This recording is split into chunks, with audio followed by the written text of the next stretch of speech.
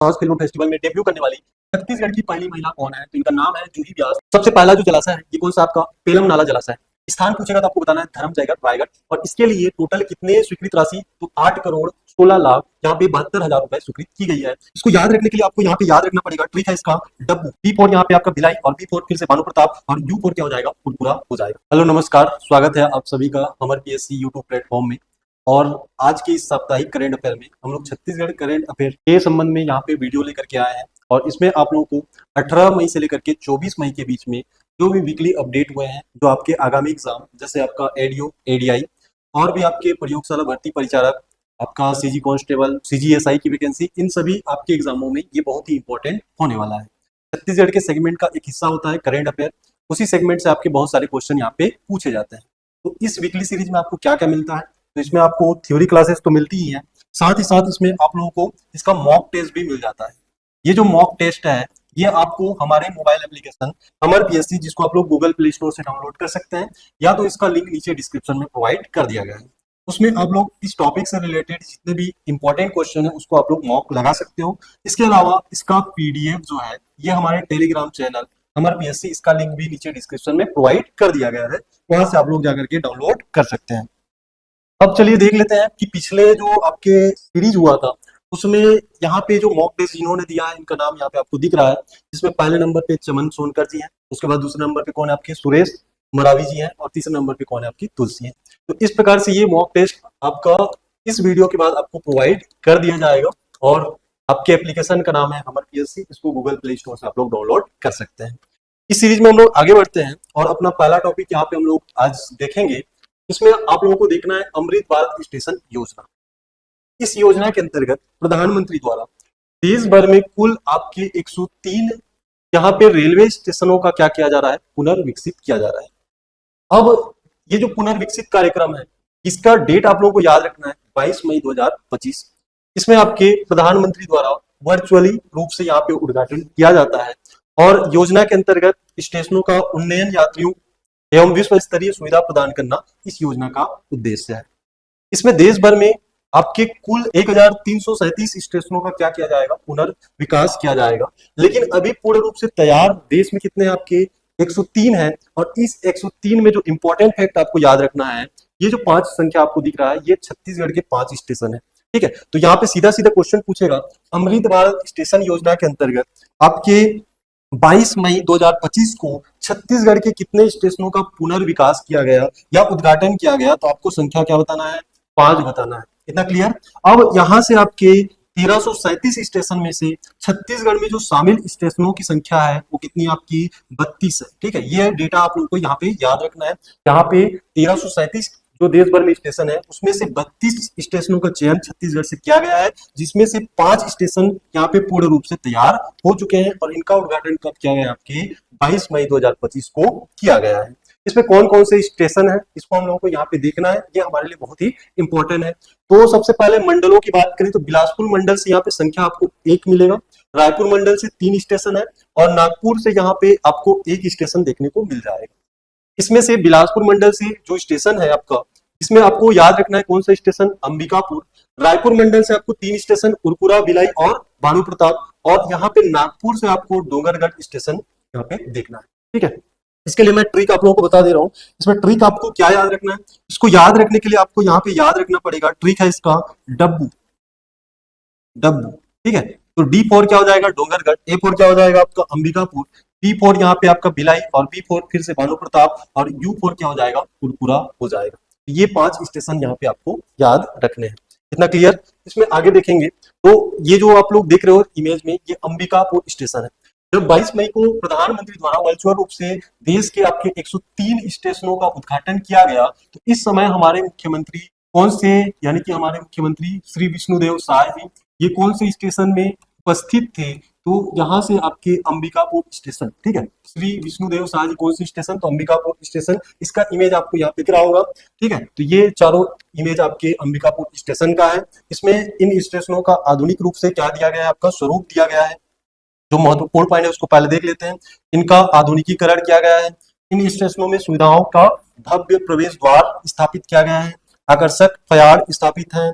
उसके बाद यहाँ पे हाई मास्ट लाइटिंग का उपयोग किया गया है, आधुनिक यहाँ पे वेटिंग रूम यहाँ पे आपको मिल जाएगा, टिकट काउंटर, मॉडर्न टॉयलेट और दिव्यांगजन के लिए सुगम रैंप की व्यवस्था की गई है। तो इस प्रकार की आपको कुछ सुविधाएं इस योजना के अंतर्गत देखने को मिलेंगी। ठीक, चलिए इसमें आगे जो इंपॉर्टेंट है, आपसे एक फैक्ट पूछ सकता है कि अमृत भारत स्टेशन योजना जो कि केंद्र सरकार की महत्वाकांक्षी योजना है, इसका शुभारंभ कब हुआ है? तो सीधा सीधा आपको डेट पकड़ना है। डेट कौन सा हो जाएगा आपका? 6 अगस्त 2023 हो जाएगा। इस योजना का उद्देश्य क्या है? तो यात्रियों को सुविधा प्रदान करना, यातायात परिसंचरण का आधुनिकीकरण करना इस योजना का प्रमुख उद्देश्य है। क्लियर? तो यहाँ पे इमेज के माध्यम से आप लोग देख सकते हो विकसित भारत के अमृत स्टेशन। इसमें कुल आपके देश भर में 103 अमृत स्टेशनों का पुनर्विकास किया गया है। इसमें छत्तीसगढ़ में 5, अंबिकापुर, उसके बाद भिलाई, डोंगरगढ़, उरपुरा और भानु प्रतापपुर यहाँ पे शामिल है। अगला जो इंपॉर्टेंट है, यह हमारे लिए एक योजना है जिसका नाम है मुख्यमंत्री नगरोत्थान योजना। अब ये किसके द्वारा यहाँ पे घोषणा किया गया है? तो राज्य सरकार द्वारा। बजट में इसके कितने प्रावधान है, कितने करोड़ रुपए का? तो आपको याद रखना, डेटा याद रखना, सीधा सीधा 500 करोड़ रुपए का यहाँ पे प्रावधान किया गया है। अब कोई भी योजना पढ़ते हैं तो उसका जो एम है, उद्देश्य है, ये हमारे लिए बहुत ही इंपॉर्टेंट हो जाता है। और एम में आप लोग याद रखोगे कि इसका प्रमुख जो एम है क्या है? आपके शहरी विकास को गति देना। ठीक है, अभी जो बजट है इसका नाम ही प्रगति रखा गया है। तो इस बजट के अंतर्गत ये 500 करोड़ रुपए का प्रावधान किया गया है मुख्यमंत्री नगरोत्थान योजना के तहत। और इसमें क्या किया जाएगा? शहरी विकास को यहाँ पे गति दिया जाएगा। ट्रैफिक व्यवस्था में बेहतर यहाँ पे बनाने की कोशिश की जाएगी। नागरिकों को सुविधा प्रदान करने के लिए शहरों में पर्यावरण अनुकूल बनाया जाएगा। इतना क्लियर? इसके बाद यहाँ पे जो प्रमुख कार्य आपके सामने है, यहाँ पे आप लोग देख सकते हो कि शहरों का क्या होगा, यहाँ पे चौड़ीकरण होगा, चौक चौराहों का पुनर्विकास किया जाएगा।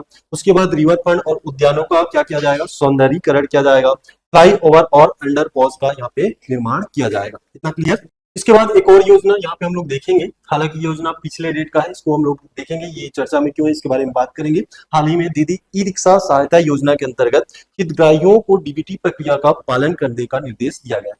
तो ये हाईलाइटेड पॉइंट है, इसलिए इसमें हम लोग देखेंगे कि यह योजना की घोषणा जो है, इसका तिथि आपको याद रखना है। इसका तिथि क्या हो जाएगा आपका? 17 सितंबर 2024 हो जाएगा। और इसके लिए जो अनुदान राशि यहाँ पे दी जा रही है सरकार की ओर से, कितना आपका? 1 लाख रुपए है। इस योजना का संचालन कौन से विभाग द्वारा या कौन से मंडल द्वारा किया जाएगा? तो छत्तीसगढ़ भवन एवं सनिर्माण कर्मकार कल्याण मंडल द्वारा आपको याद रखना है। योजना का उद्देश्य आपसे पूछा जाएगा तो श्रमिकों की सामाजिक एवं आर्थिक स्थिति को क्या करना? बेहतर बनाना। इस पॉइंट को आप लोग यहाँ पे नोट कर सकते हो। श्रमिकों की सामाजिक एवं आर्थिक स्थिति को क्या करना? बेहतर बनाना इस योजना का उद्देश्य है। यहाँ पे प्री फैक्ट में आप लोग याद रखोगे, इसका डेट याद रखोगे। दीदी ई रिक्शा सहायता योजना कब लागू किया गया, ऐसा क्वेश्चन आपसे पूछा जाएगा तो आप लोग यहाँ पे क्या बताओगे? 17 सितंबर 2024 बताओगे। चलिए अगले न्यूज की ओर बढ़ते हैं। अगला न्यूज है आपका बौद्ध महोत्सव। बौद्ध महोत्सव 2025 का आयोजन हमारे छत्तीसगढ़ में यहाँ पे पहली बार होने वाला है। और इसके लिए, ठीक है, बौद्ध महोत्सव 2025 का आयोजन आपके, इसके लिए आयोजन तिथि आप लोग याद रखोगे, ये आपका 1 जून 2025 को आयोजित किया जाएगा। स्थान बहुत ही इंपॉर्टेंट है, इससे रिलेटेड हम लोग एक और न्यूज देखे थे। न्यूज क्या था कि आपके 12, ठीक है, यहाँ पे आपके 12 मई को 12 मई को क्या हुआ था? तो बुद्ध पूर्णिमा, बुद्ध पूर्णिमा, बुद्ध पूर्णिमा। और ये जो आपका पॉइंट था, जगह था, स्थल था, ये जो मूर्ति है, ये आपके भोंगापाल कोंडागांव में स्थित है। जिसको छत्तीसगढ़ के लोग प्यार से क्या बोलते हैं? तो डोकरा बुबा से संबोधित करते हैं। ठीक है, डोकरा बुबा के नाम से यहाँ पे पूजे जाते हैं, जो कि बुद्ध, भगवान बुद्ध की यहाँ पे प्रतिमा है। अब इसका आयोजन स्थल आपके लिए इंपॉर्टेंट है, इसमें आपको याद रखना है कि भोंगापाल जो कि कहाँ पे आपके कोंडागांव जिले में है। इसमें सहयोग किसका रहेगा? तो डॉक्टर अंबेडकर वेलफेयर सोसाइटी का यहाँ पे सहयोग रहेगा। अब यहाँ पे इंपॉर्टेंट फैक्ट देख लेते हैं जो हमारे लिए बहुत ही इंपॉर्टेंट है। भोंगापाल में बनेगा छत्तीसगढ़ का प्रथम विशाल बुद्ध शांति पार्क। इसको आप लोगों को यहाँ पे नोट कर लेना है। उल्लेखनीय है कि छत्तीसगढ़ राज्य में महासमुंद जिले के सिरपुर में क्या है आपके? तो यहाँ पे आपको देखने को मिलेगा अंतरराष्ट्रीय बौद्ध स्थल। ठीक है, ये आपको यहाँ पे नोट कर लेना है, जो कि पहले से यहाँ पे स्थापित है। लेकिन अभी जो घोषणा हुई है कि भोंगापाल में क्या बनेगा? छत्तीसगढ़ का पहला विशाल बुद्ध शांति पार्क बनने वाला है। क्वेश्चन आपसे पूछ सकता है क्योंकि ये 2 बार यहाँ पे न्यूज में आ चुका है, तो ये हमारे लिए बहुत ही इंपॉर्टेंट है। आपसे क्वेश्चन क्या पूछेगा? बौद्ध महोत्सव का आयोजन कब किया जाएगा? तो 1 जून बताना है। कहाँ पे किया जाएगा? तो आपको बताना है भोंगापाल कोंडागांव में। उसके बाद यहाँ पे आपसे पूछेगा कि छत्तीसगढ़ का प्रथम विशाल बुद्ध शांति पार्क कहाँ पे स्थापित किया जाएगा? तो आपको क्या बताना है? भोंगापाल कोंडागांव में स्थापित किया जाएगा। इसके बाद आगे हम लोग देखते हैं, तो यहाँ पे एक रैंकिंग आपको यहाँ पे मिलेगी, अटल मॉनिटरिंग पोर्टल रैंकिंग 2024-25। इसमें आपके पहला स्थान नोट करना है आपको, तो इसमें पहला स्थान आपके जिला सूरजपुर का है।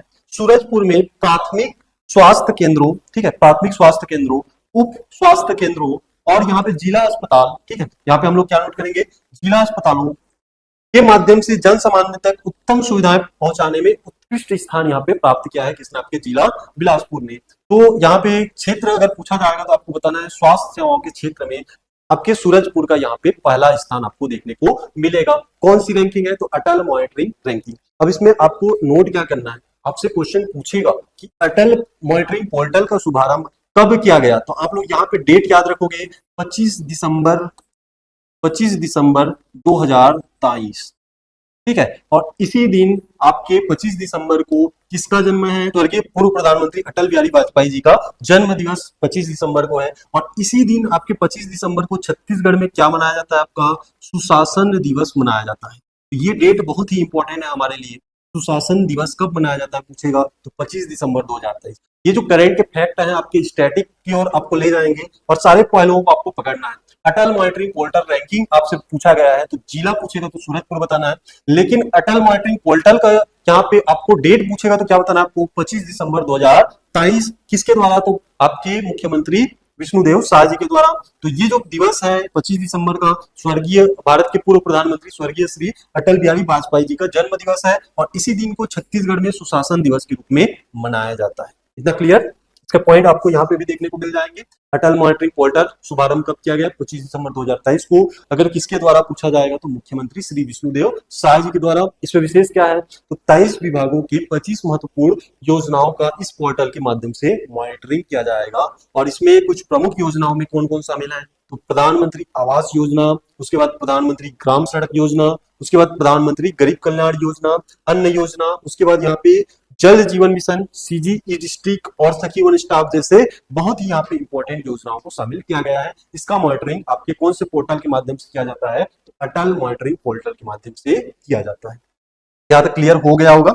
आगे हम लोग देखते हैं, ग्रामीण महिलाओं हेतु निःशुल्क मशरूम उत्पादन के लिए प्रशिक्षण दिया जाएगा। और ये जो प्रशिक्षण आपको मिलेगा, इसमें आपको 2-3 पॉइंट नोट करना है। सबसे पहले ये प्रशिक्षण कब प्रारंभ होगा, तो आपको डेट याद रखना है, 19 मई 2025 से यह प्रारंभ हो चुका है। अब इसमें कौन कौन से जिले की महिलाएं यहाँ पे शामिल होंगी, तो एक जिला आपको पकड़ना है रायगढ़ और दूसरा जिला आपको पकड़ना है सारंगढ़ बिलाईगढ़, ठीक है। तो इसमें यहाँ के सारंगढ़ और रायगढ़ की जो महिलाएं हैं उनको यहाँ पे प्रशिक्षण दिया जाएगा। इसमें निर्देशन किसका रहेगा, तो पंचायत एवं ग्रामीण विकास विभाग का रहेगा, यानी कि संबंधित विभाग पूछा जाएगा तो क्या बताना है, पंचायत एवं ग्रामीण विकास विभाग। कहाँ पे दिया जाएगा, तो यहाँ पे आपको याद रखना है कौन से जिले में, रायगढ़। और रायगढ़ कहाँ पे, तो भारतीय स्टेट बैंक ग्रामीण स्वरोजगार प्रशिक्षण संस्थान, जो कि कहाँ पे आपके टीवी टावर रोड में स्थापित है, ठीक है। तो वहां पे आप लोग यहाँ पे प्रशिक्षण प्राप्त कर सकते हैं।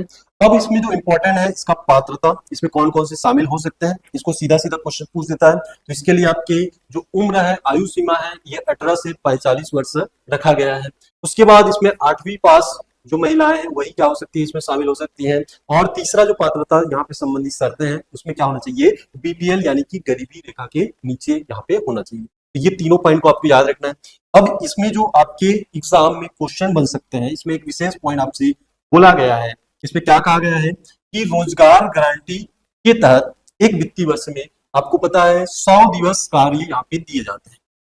अब प्रतिदिन के हिसाब से जो यहाँ पे मजदूरी दर है, ये इस वर्ष के लिए कितना निर्धारित किया गया है, 261 रुपए निर्धारित किया गया है। इसके पहले वित्तीय वर्ष में यह जो मूल्य था ये कितना था, 243 रुपए था। यानी कि कुल कितने रुपए की वृद्धि हुई, ऐसा क्वेश्चन भी बनेगा तो आपको बताना है 18 रुपए की यहाँ पे क्या हुई, वृद्धि देखने को मिली। मनरेगा के तहत जो मजदूरी दर है वो इस वित्तीय वर्ष के लिए कितना है, 261 रुपए है। पिछले वित्तीय वर्ष में आपका कितना था, 243 रुपए था। कुल कितने की वृद्धि हुई, तो यहाँ पे आपका कितना होगा, 18 रुपए हो जाएगा, ठीक है। ये सब इंपॉर्टेंट पॉइंट है, इसको आपको नोट करना है। अगला फैक्ट यहाँ पे हम लोग देखेंगे, राज्य का पहला एक्वा पार्क यहाँ पे स्थापित किया जाएगा। और इसमें जो इंपॉर्टेंट फैक्ट है उसको हम लोग देखते हैं। स्थान का नाम पूछेगा तो 2 स्थान है यहाँ पे, इतमा नगर और सतरिंग। ये जिला अगर पूछेगा तो जिला कौन सा बताना है आपको, कोरबा जिला यहाँ पे बताना है। अब ये जो एरिया है ये कहाँ पे आता है, तो यहाँ पे आपको एक बांध मिलेगा जिसका नाम क्या है आपके हसदेव बांगो बांध। हसदेव बांगो बांध, ये जो हसदेव बांगो बांध है ये हसदेव नदी पे यहाँ पे स्थापित है। इसी के डुबान क्षेत्र में, डुबान क्षेत्र में, अब डुबान क्षेत्र कहने का अर्थ ये कि इस आपके हसदेव नदी के डुबान क्षेत्र मतलब ऐसे क्षेत्र जिसमें आपके पानी की मात्रा, ऐसे क्षेत्र है जिसमें आपको यहाँ पे नदी का प्रवाह पहुंच जाता है उसे क्या बोलेंगे, इस क्षेत्र का डुबान क्षेत्र। यानी कि ये क्षेत्र यहाँ पे दिया गया स्थान का नाम दिया गया है यतमा नगर और सतरेंगा। इसमें क्या बनेगा, राज्य का पहला एक्वा पार्क स्थापित किया जाएगा। इसकी स्वीकृति कौन सी योजना के अंतर्गत दिया गया है, अगर ऐसा क्वेश्चन पूछे तो आपको बताना है प्रधानमंत्री मत्स्य संपदा योजना के अंतर्गत इसकी स्वीकृति किसके द्वारा दी गई है, तो भारत सरकार द्वारा दी गई है। अब इसके लिए जो प्रावधान है, लागत है या स्वीकृत राशि है ये कितना है, तो इसमें आपको नोट करना है 37,10,69,हजार रुपए यहाँ पे आपको नोट करना है। ठीक है, 37,10,69,हजार रुपए इसके लिए आपकी स्वीकृत राशि मंजूरी दी गई है। इसका उद्देश्य क्या है, तो उद्देश्य आपका सबसे पहला उद्देश्य है मछली पालन करना और मछली पालन करके इसका प्रसंस्करण करना, इसका क्या करना, प्रसंस्करण करना, प्रसंस्करण यानी कि प्रोसेसिंग करके इसको आपके एक्सपोर्ट करना, बाहर के आपके देशों में या बाहर के राज्यों में क्या करना, एक्सपोर्ट करना, ये पहला उद्देश्य हो जाएगा। उसके बाद आपके पर्यटन को बढ़ावा देना, क्योंकि एक्वा पार्क बनेगा तो पर्यटन को बढ़ावा तो मिलेगा ही, इससे क्या होगा, रोजगार के साधन यहाँ पे खुलेंगे। एक चीज और आपको नोट करना है, आपसे पूछा जाएगा मछली उत्पादन में छत्तीसगढ़ का कौन सा स्थान है, तो अभी आपका कौन सा स्थान है, 6वें स्थान पे आता है। ठीक है, तो ये पॉइंट आपको यहाँ पे नोट करना है। इन्हें सारे आपके जो इंपॉर्टेंट फैक्ट है, इसका जो सोर्स है ये आपको CGDPR की वेबसाइट में मिल जाएगा। ठीक है, आप लोग यहाँ पे नोट करके लिख सकते हो, CGDPR की साइट में ये सब डाटा आपको मिल जाएगा, तो वहां से समराइज करके आपको ये डाटा प्रोवाइड किया जा रहा है। अब इसके बाद यहाँ पे हम लोग देखेंगे एक और अभियान है। अब यहाँ पे हमें 2-3 अभियानों को पकड़ना है। इसमें से पहला अभियान है विकसित कृषि संकल्प अभियान। इसका तिथि पूछा जाएगा, तो तिथि आपको बताना है 29 मई से 12 जून 2025। पहले आपको तिथि पकड़ना है। उसके बाद आयोजन स्थल बोलेगा तो राज्य के सभी विकास खंडों में, ठीक है, राज्य के सभी विकास खंडों में यहाँ पे आपके इस योजना को लागू किया जाएगा। अब मेरा एक क्वेश्चन है, इसको आप लोगों को कमेंट बॉक्स में बताना है कि आपके हमारे छत्तीसगढ़ राज्य में कुल कितने विकास खंड है, विकास खंड की संख्या आपको कमेंट बॉक्स में बताना है। ठीक है, संख्या क्या है तो आपको कमेंट करके बताना है, कमेंट बॉक्स में आपको इसका आंसर देना है। अगर इसमें संबंधित मंत्रालय पूछे तो कौन सा मंत्रालय होगा, तो यहाँ पे आपको हो जाएगा कृषि एवं किसान कल्याण मंत्रालय, भारत सरकार। यह केंद्र की यहाँ पे अभियान है, तो छत्तीसगढ़ में यहाँ पे किया जा रहा है। कब से कब तक, तो 29 मई से 12 जून तक यह अभियान चलने वाला है। इसके बारे में इसका उद्देश्य दिया गया है, यह राष्ट्रीय स्तर का अभियान खरीफ मौसम 2025 की पूर्व तैयारी को सशक्त बनाने, किसानों को आधुनिक एवं वैज्ञानिक कृषि तकनीकों से जोड़ने तथा खेतों में हो रहे नवाचार को बढ़ावा देने के लिए इस अभियान को चलाया जा रहा है। अब इसका जो क्रियान्वयन है, ये 3 यहाँ पे आपको चरण मिलेंगे। इसमें अभियान के तहत सफल संचालन के लिए कृषि संबंधित जो विभाग है उसमें टीमों का गठन किया जाएगा। ये जो टीमें हैं आपके 2 से 3 ग्राम पंचायत के किसानों से मिलेंगे और वहां पे क्या बताएंगे, तो परिचर्चा में आपके किसानों को धान की बुआई, ठीक है, धान की बुआई करना, उसके बाद ड्रोन टेक्निक के बारे में बताएंगे और यहाँ पे आपको बताएंगे प्राकृतिक खेती के बारे में, बीजों का नवीन जो किस्में हैं उसके बारे में जानकारी देंगे, संतुलित उर्वरक का उपयोग करना यहाँ पे बताएंगे तथा छत्तीसगढ़ शासन द्वारा संचालित कृषि, बागवानी, पशुपालन और मत्स्य संबंधी जो योजनाएं हैं इन सब के बारे में यहाँ पे जानकारी प्रोवाइड कराएंगे। ठीक है, तो इतने फैक्ट यहाँ पे आपको इसमें नोट करने हैं। चलिए अगला यहाँ पे अभियान या मिशन देखेंगे। मिशन का नाम है पंडित दीनदयाल उपाध्याय भूजल संवर्धन मिशन। ये कौन से क्षेत्र के लिए, आपके शहरी क्षेत्र के लिए इंपॉर्टेंट है। इसमें आपको पूछा जाएगा कि शुभारंभ तिथि क्या है, तो डेट आपको याद रखना है 20 मई 2025। स्थान पूछेगा तो पंडित दीनदयाल उपाध्याय ऑडिटोरियम जो कि कहाँ पे स्थापित, आपके रायपुर में, तो यहाँ पे आपको याद रखना है जिला रायपुर। आयोजक विभाग किसके द्वारा यह आयोजन किया गया, तो नगरीय प्रशासन एवं विकास विभाग द्वारा आयोजन किया गया। अब इसमें पॉइंट एक इंपॉर्टेंट आपको मिलेगा, यहाँ पे क्या इंपॉर्टेंट मिलेगा, इसमें जो आमंत्रित वक्ता है इनका नाम क्या है, इनका नाम है राजेंद्र सिंह और इन्हें क्या कहा जाता है, इन्हें आपके भारत का वाटरमैन कहा जाता है, वाटरमैन ऑफ इंडिया। ठीक है, Waterman of India, Waterman of India. तो पूछा जाएगा वाटरमैन ऑफ इंडिया किसे कहा जाता है, तो आप लोग यहाँ पे याद रखोगे किसे कहा जाता है, आपके राजेंद्र सिंह को कहा जाता है। इस मिशन का उद्देश्य क्या रहेगा? तो भूजल वर्षा और वर्षा जल का संरक्षण करना, शहरों में जल प्रबंधन के प्रभावी उपाय करना, इसका मेन उद्देश्य है। और इसमें विशेष पॉइंट क्या है? तो गुजरात के सूरत म्युनिसिपल कॉर्पोरेशन में की टीम द्वारा इसमें आपके प्रमुख रूप से भागीदारी देखने को मिला है। इतना क्लियर? चलिए, सारे पॉइंट आप लोग यहाँ पे नोट कर सकते हैं। डेट, स्थान, ये आपके लिए बहुत इंपॉर्टेंट है, और इसमें जो आपके आमंत्रित वक्ता है इनका नाम भी यहाँ पे इंपॉर्टेंट है। ठीक है, एक यहाँ पे फिर से अभियान या शिविर की बात करेंगे, तो ये शिविर का नाम क्या है? धरती आबा जनजाति ग्राम उत्कर्ष अभियान, जागरूकता और लाभ संस्कृति शिविर। ये छत्तीसगढ़ में यहाँ पे कब से कब तक चलाया जाएगा? तो 15 से 30 जून 2025 तक चलाया जाएगा। ठीक है, यहाँ पे डेट आप लोग देख सकते हो, 15 जून से लेकर के आपके 30 जून तक इस शिविर का आयोजन किया जाएगा। कहाँ पे? आपके छत्तीसगढ़ में। और इस आपके अभियान के बारे में अगर बात करें, तो इस अभियान का शुभारंभ डेट जो है ये 2 अक्टूबर 2024 को किसके द्वारा पूछा जाएगा? तो आपको बताना है भारत के प्रधानमंत्री श्री नरेंद्र मोदी द्वारा। कहाँ से? तो आपको बताना है, स्थान का नाम है नई दिल्ली।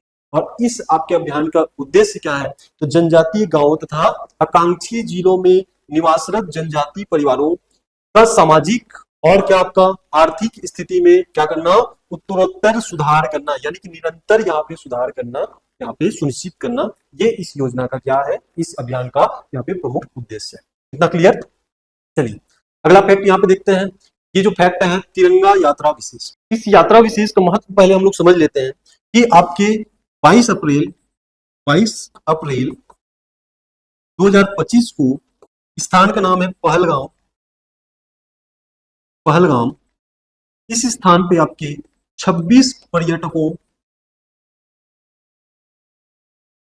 की आतंकी हमले में यहाँ पे जान गंवानी पड़ती है। ठीक है, आतंकी हमला होता है जिसमें 26 पर्यटकों की यहाँ पे मृत्यु हो जाती है। और इस आपके आतंकी हमले के जवाब में भारतीय सशस्त्र बल द्वारा कौन सा ऑपरेशन चलाया गया? तो ये ऑपरेशन का नाम है ऑपरेशन सिंदूर। ठीक है, ये आप लोगों को याद रखना है। अगर ऑपरेशन सिंदूर कब चलाया गया, ऐसा क्वेश्चन पूछा जाएगा, तो ये 6 से लेकर के 7 मई के बीच की रात, मतलब रात में आप लोग यहाँ पे नोट करके रख सकते हो। 7 मई को यहाँ पे डेट यहाँ पे लिख सकते हो। ठीक है, 6 से लेकर के 7 मई की रात को यह ऑपरेशन चलाया जाता है। किसके द्वारा? तो भारतीय सशस्त्र बल द्वारा, भारतीय सेनाओं द्वारा। तो इस शौर्य गाथा के सम्मान में आपके छत्तीसगढ़ में क्या निकाला गया? तो तिरंगा यात्रा निकाला गया। अब इसमें फैक्ट आप लोग याद रखोगे, तिरंगा यात्रा छत्तीसगढ़ में कब निकाला गया? अगर डेट पूछेगा, तिथि पूछेगा, तो आपको बताना है 17 मई 2025। और इसका नेतृत्व हमारे मुख्यमंत्री श्री विष्णुदेव साय जी द्वारा। कहां से? तो चराईडांड, जो कि दुलदुला यहाँ पे तहसील के अंतर्गत जसपुर जिला में स्थित है।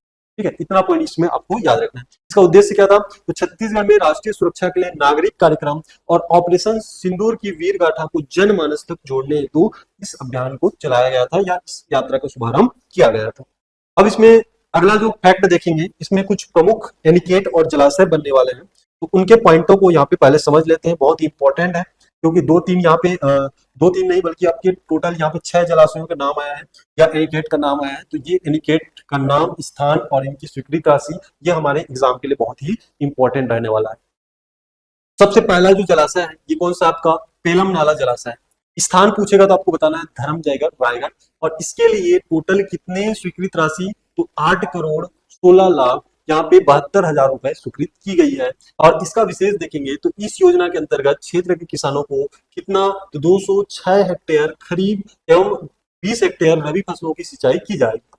क्योंकि जो रबी फसल है इसमें आपके 20 हेक्टेयर यहाँ पे रबी फसलों की सिंचाई की जाएगी। ठीक है, तो यहाँ पे याद रखना है सबसे पहला कौन सा आपका? तो पेलम नाला जलाशय है। कौन सा स्थान बोलेगा तो आपको बताना है धर्मजयगढ़, जो कि कहाँ पे है? जिला रायगढ़ में स्थापित है। दूसरा आपके धनसेरा एनिकेट, इसका भी निर्माण होने वाला है। कौन सी नदी पे पूछा जाएगा? तो पैरी नदी बताना है। अगर आपसे स्थान पूछा जाएगा तो स्थान का नाम है नाहरपुर तहसील विकासखंड, और नाहरपुर विकासखंड, और जिला कौन सा हो जाएगा? कांकेर। इसके लिए जो स्वीकृत राशि है कितना आपका? तो 4.67 करोड़ रुपए। अगला जो एनिकेट, इसमें आप लोग पढ़ सकते हैं इसके विशेष पॉइंट को। विशेष पॉइंट में आपको क्या देखना है? यहाँ पे एनिकेट के निर्माण से निस्तारी जल और भूजल संवर्धन का कार्य होगा। ये तो सभी योजनाओं का उद्देश्य है। इसके अलावा इसमें जो सिंचित क्षेत्र है कितना आपका? 30 हेक्टेयर आपको नोट करना है। अगला जो एनिकेट है ये कौन सा है? जजावत एनिकेट। स्थान पूछेगा तो आपका प्रतापपुर सूरजपुर जिला हो जाएगा। उसके बाद यहाँ पे एक स्वीकृत राशि अगर पूछा जाएगा तो 2.95 करोड़ रुपए। और इसका भी उद्देश्य वही है, पेयजल आपूर्ति और सिंचाई सुविधा यहाँ पे क्या करना? उपलब्ध कराना। इसमें लगभग 90 हेक्टेयर क्षेत्र सिंचित होने वाले हैं।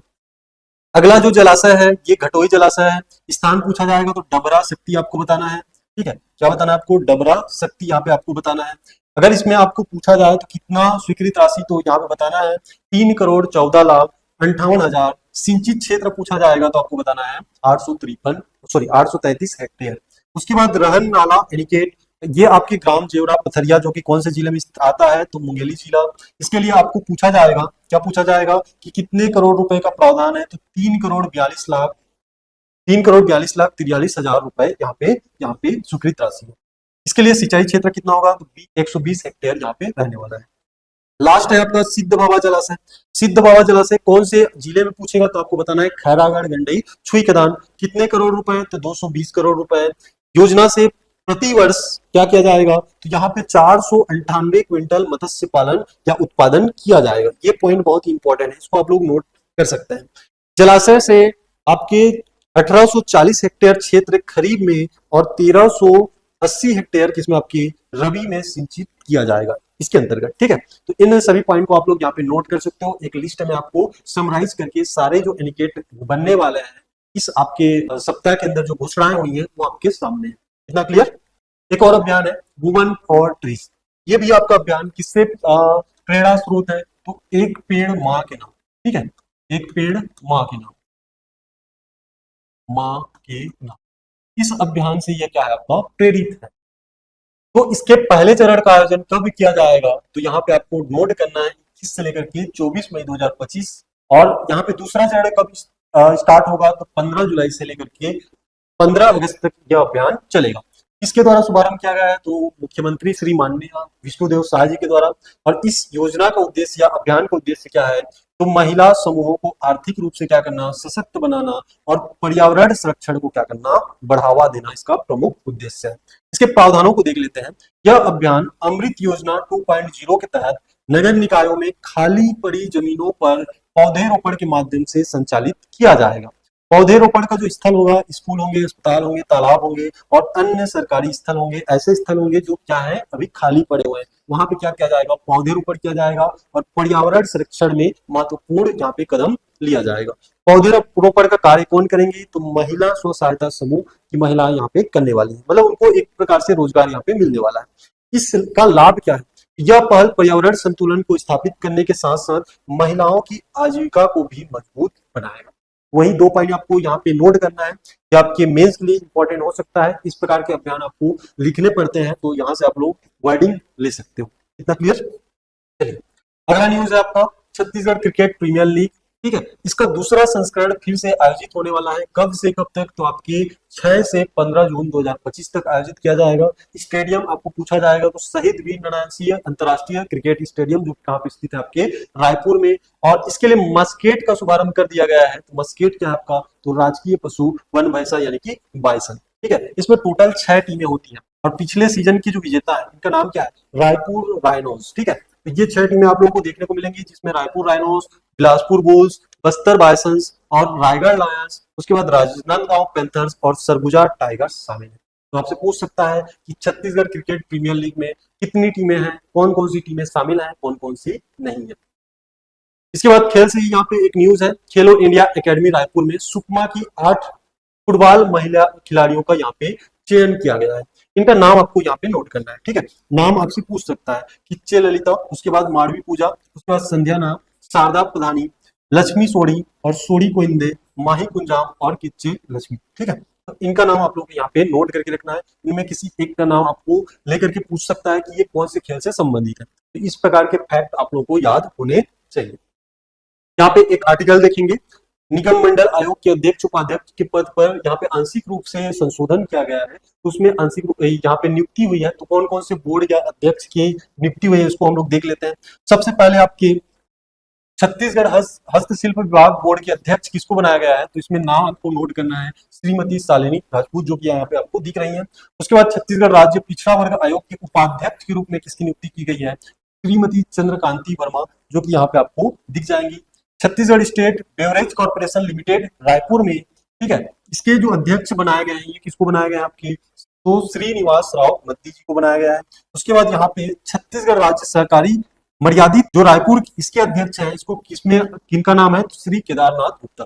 चारों का इमेज यहाँ पे आपको देखने को मिल जाएगा। ठीक है, तो चारों को यहाँ पे नोट कर लेना है, इंपॉर्टेंट है, आपसे पूछ सकता है।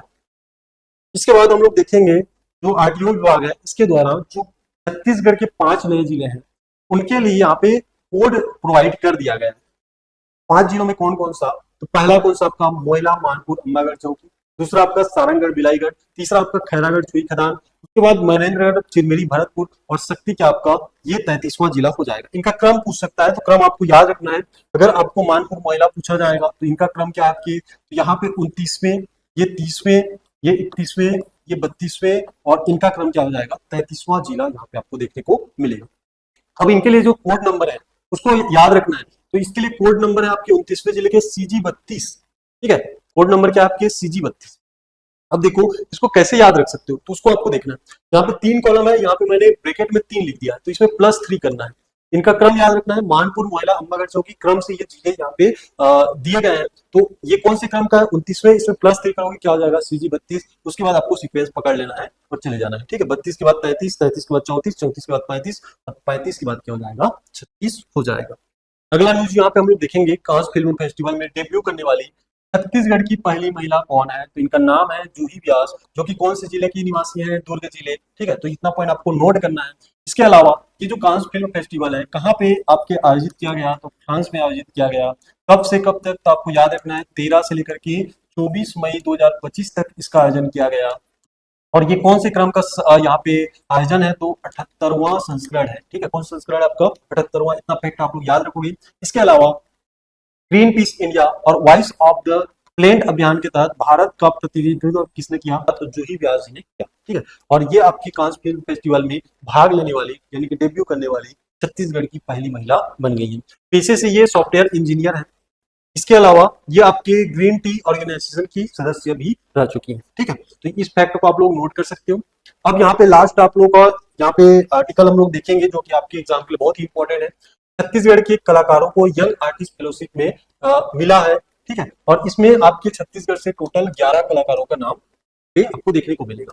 केंद्र सरकार की कला एवं संस्कृति मंत्रालय ने यंग आर्टिस्ट फेलोशिप और सीनियर आर्टिस्ट फेलोशिप 2022-23 की घोषणा कर दी है, जिसमें छत्तीसगढ़ के यहाँ पे 11 कलाकार के नाम आपको देखने को मिल जाएंगे। और इस 11 कलाकार में आपको यहाँ पे याद रखना है 4 कैटेगरी में यह दिया गया है।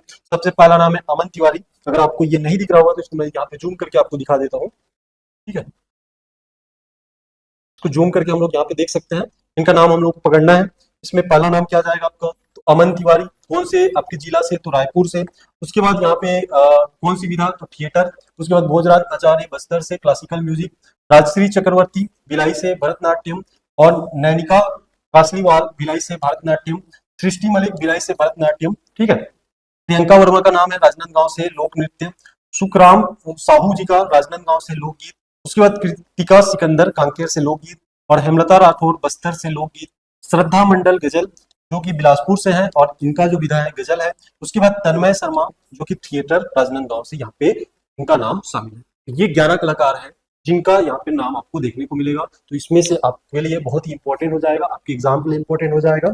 इसके बाद यहाँ से जो आज का यहाँ पे एपिसोड था, जो कि इसमें हमने क्या किया, तो 18 मई से लेकर के 24 मई तक के जो इम्पोर्टेंट करंट अफेयर थे छत्तीसगढ़ सेगमेंट से, उसको हमने कवर कर लिया है। अब इसमें आपको क्या करना है, तो इसका आपको मॉक टेस्ट लगाना है। मॉक टेस्ट कहाँ पे लगाना है, तो हमारे PSC मोबाइल एप्लीकेशन में मिल जाएगा। इसका QR कोड भी दिया गया है, नीचे लिंक डिस्क्रिप्शन में प्रोवाइड कर दिया गया है, वहां से भी आप लोग जानकारी ले सकते हैं। इसके अलावा अगर आप बैंकिंग या CGPSC व्यापम की कोई भी वैकेंसी, उसके अलावा SSC रेलवे की अदर एग्जाम की तैयारी कर रहे हैं, गवर्नमेंट एग्जामों की तैयारी कर रहे हैं, तो नीचे दिया गया नंबर है, इसमें आप लोग इसके बारे में अधिक जानकारी प्राप्त कर सकते हैं। तो मिलते हैं अगले एपिसोड में, तो अच्छे से पढ़ते रहिए। ठीक है, और यदि आप लोग चैनल पे पहली बार हैं तो चैनल को सब्सक्राइब कर सकते हैं।